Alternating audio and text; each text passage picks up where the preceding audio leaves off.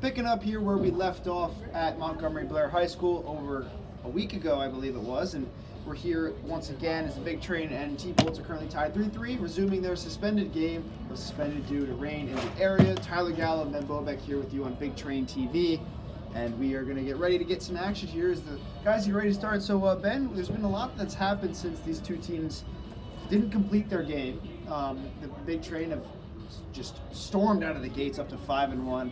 And they took two very great games against the South County Braves, outscoring the team 31-3. What did you see from the team since this last game? Well, I just saw, the team really settle in and kind of adjust to it, get used to their surroundings. As we've talked about in depth, I think in the last week and a half, one of the challenges of this sort of baseball, of this league, is how do you figure out, as a coach, what your roster is going to be, what your pitching staff is going to look like, and how this team is going to work together as a unit without much practice, without much time in advance to really have them work in person. And so I think that was a little bit of a struggle for the Big Train in the last meeting between these two teams back 8 days ago when this game was suspended.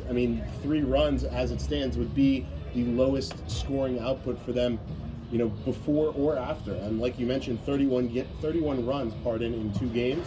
They really seem to be clicking, and as well now have the added benefit of having a few more players and a little bit of a deeper bench than the last time this game was being played. So we'll take you through what happened last time. It ended on a strikeout with the bases loaded Tommy Dunleavy in the 9th inning by Zach Locke, but the runs scored. We'll take a look at that one. 2 Big Train runs in that game. Of course, 3 Big Train runs, excuse me. Let's, before we get into that, let's talk a little bit about the runs scored by the T-Bolts. RBI single for Christian Maceda in the 1st inning, an RBI triple for Maceda in the 5th, and a sacrifice fly from Jason Neff. Those were the 3 runs for the T-Bolts. Let's take a look here. We'll take you back to that game and see the highlights from that one. For the Big Train. Silver Spring, Maryland. It is Bethesda Big Train Baseball. They take on for their 2nd straight road contest here against the Silver Spring-Takoma Thunderbolts. Machine in that 3-hole. As he chops that one up the first base side, that'll get a run in at least. The Brown will take the easy out over at first, so it's going to be a fielder's choice ground out, but an RBI there for Shanuel nonetheless. Like the 2 fastball for the St. Peter's, Staten Island guy. Grounded down the third base line. That's going to be a fair ball going all the way into the corner, and the 2 runners on base can run for days. Rounding third and heading for the plate is Hauser. He's going to score, and settling in at third base with a stand-up triple is Christian Maceda, his 2nd RBI of the day, and the deadlock is broken by the right and left fielders respectively. As Pepe grounds that one down the third base line, that's going to be a fair ball going into the corner. Pepe rounding first, heading for second, and that might be another one as that goes all the way to the wall. Pepe, the throw comes in. It is going to be offline, and he's going to be safe at third, and that's back-to-back innings with a triple as Rocco Pepe is now 2/3 of the way for the cycle, and he gets in there, gives it right back. Got the hardest one down, too. As that ball gets away, and like I just said, the wild pitch there allows Pepe to come in to score, and it's a 3-2 game. Exactly where he wants him. As Thomas hits one high and deep into center field. Going back is the right fielder, Maceda back at the wall, is gone. Goodbye. Matt Thomas with his 1st home run of the year. And the Big Train have tied this game up at 3. Hit that one right towards the light tower in right center. And Thomas can round the bases happy as the Big Train have tied this one up. So 2/4 of the way to the cycle for hitters in this inning. The 3-bagger and the home run. And the pitch hit towards the first base side and through the hole for a base hit. And he draws a walk. So they're going to intentionally walk now Maceda to load the bases for Jason Neff. The 0-2 offering from Locke. Swing and a miss, strike 3, got him, and Locke gets out of the situation. Bases loaded and 2 outs, and we are going to extra innings. So what you saw there is great strikeout from Locke to end it, and of course Jacob Orr will remain on the mound for the T-Bolts, and Austin Gauthier stands in to lead off the 10th inning here as the resumed game. First pitch taken for a strike, and it's 0-1. It feels almost slightly strange having Gauthier, the normal leadoff hitter for the big train, stepping into the box here to start this one. Feels just like you would for a regular first at-bat of a ball game. Orr's 0-1 is outside, and it's ball one. So 1-1 now to Gauthier, who in this game was not having the greatest of lines. He went 0 for 4 with 2 strikeouts, but could change that here on a new day. A beautiful day at that. Beautiful day. Started off as a beautiful day as he chops that one towards short. Going to be a tough play for Oxier for the speedy Gauthier, but he throws him out regardless. And that's the first out. So Gauthier grounds out. I believe that's Oxier, or someone else took over for him at shortstop. I think Stephen Rice is now at short. 43, so 6-3 there on the putout, and standing in will be Darius Foster.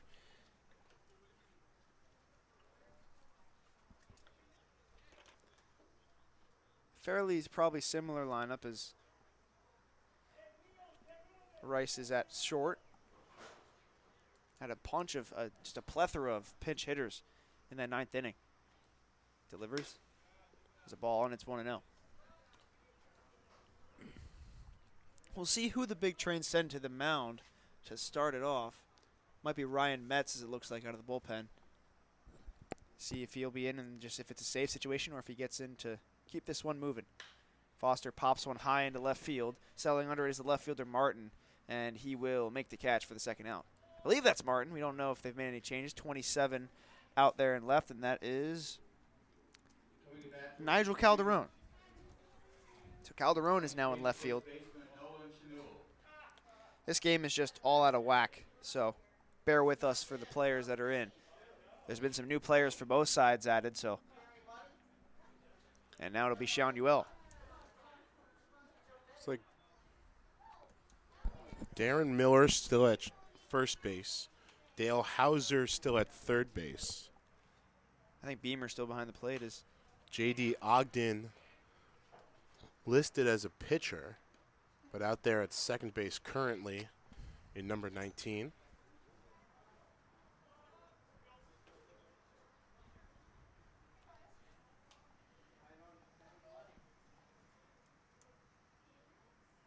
That's low. And that's 1-2, or 1-1, excuse me, to Sean Uell. And on deck is Kemp Alderman, so he will hit for Rocco Pepe, the third baseman. And in the outfield is number 8, who is not on the roster. That's outside, and it's 2-1. So lots of changes here. Not quite sure who we've got all over the place, but we'll figure it out.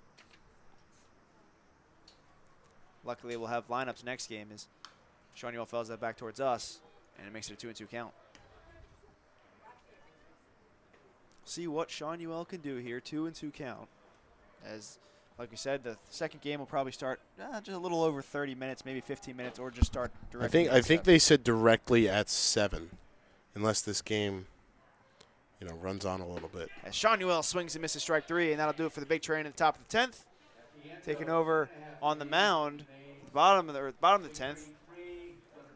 Looks like it's going to be Ryan Metz coming out of the bullpen. We'll see you for that here on Big Train TV.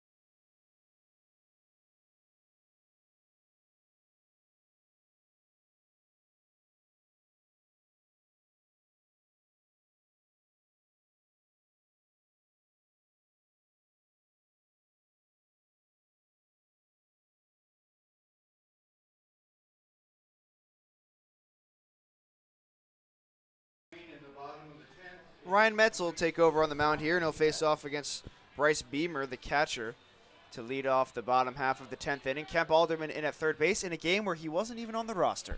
So Yeah, how about so this is going to be kind of one of those Juan Soto situations, perhaps. Maybe I'm sure Sal Colangelo would love that, because when Soto first got called up way back when, he actually homered in a Major League game against the New York Yankees before his Major League debut. Because in his, I guess it was his third or fourth game up for the Nationals, I believe, the Nationals played a continuation of that game against the Yankees in which he homered in, technically, before he was called up to the big leagues. It's pretty funny, and we'll see how Alderman handles that to lead off the next inning. But Metz gets two quick strikes, a strike quickly in here on Beamer. Metz in to just keep this moving on into another extra innings. De facto closer out of this bullpen. Veteran presence out of the back end. And he's just been solid for this team this year. Got that 2 1/3 inning save on opening night. Still the only save the Big Train have had this season that's 3-1.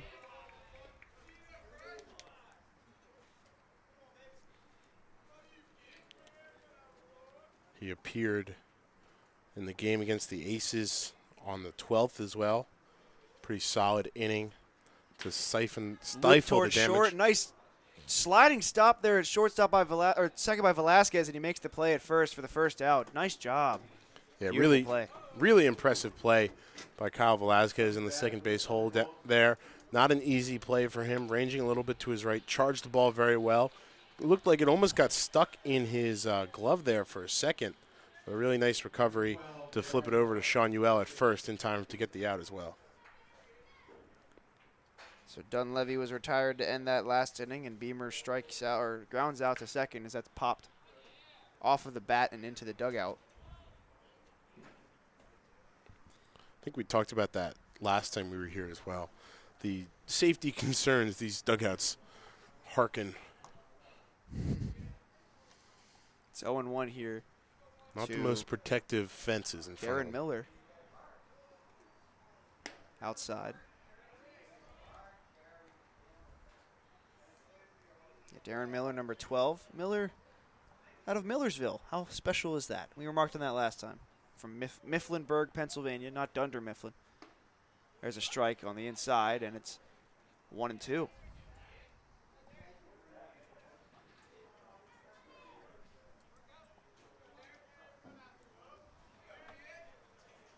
Comes set behind the glove, does the overhand delivery. Swing and a miss, struck him out. And there's two quick outs for Ryan Metz. Miller down, fanning there, and no 11. Will not be standing in at the dish. It will actually be Rice. It'll be Rice standing up to play. Stephen Rice. Not out of Rice University. That would be pretty funny, though.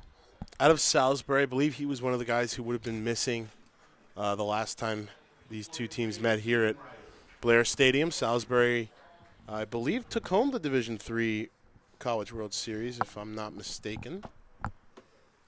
First pitch from Metz is taken for a strike, and it's 0-1. So the Seagulls, not the Seagulls, the Seagulls. Yeah, as much as I love scoring these games, there's just too much scrawling. It's gonna get messy. Yeah, there's bounce towards third base. Alderman charging and can't make the play, and reaching with what should be listed as a single is Stephen Rice. Is that ball?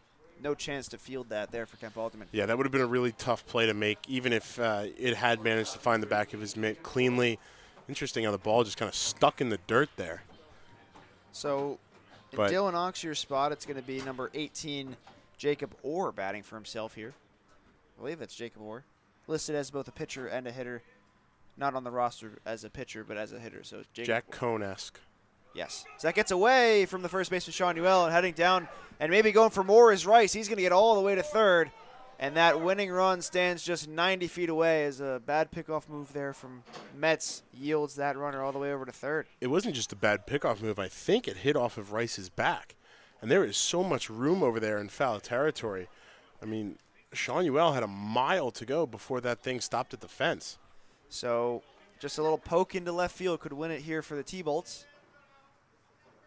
As we stand here, Coach Sal is 2 wins away from 500. That's cracked to shortstop. Settling under it is Gauthier, fired first. High throw, but a nice reach there from Sean Uell, and the inning is over. So weaving out of a potential dangerous situation is Ryan Metz with that ground out, and the big train will come up in the 11th with what should be Kemp Alderman leading off.